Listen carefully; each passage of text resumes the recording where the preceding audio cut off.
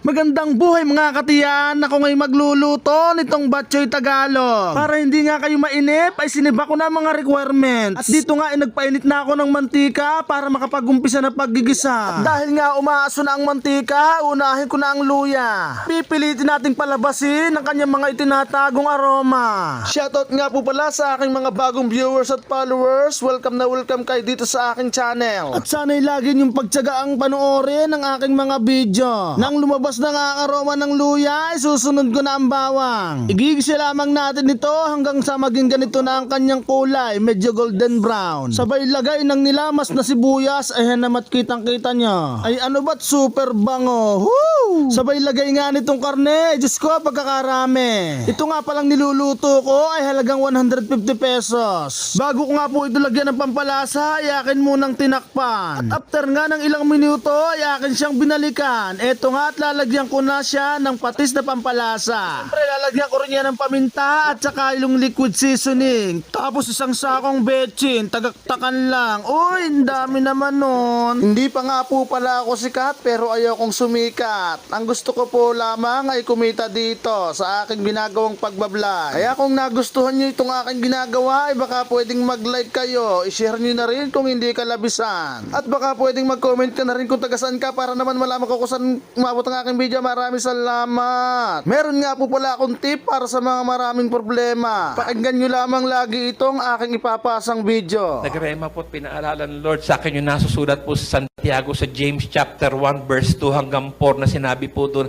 na magalak kayo lubos kung may dumating sa inyo sari-saring pagsubok. Sapagkat susubukin ko kayo upang lalong maging matatag inyong pananampalataya at yun ay inyong mapagtagumpayan kay magiging ganap at walang kakulangan.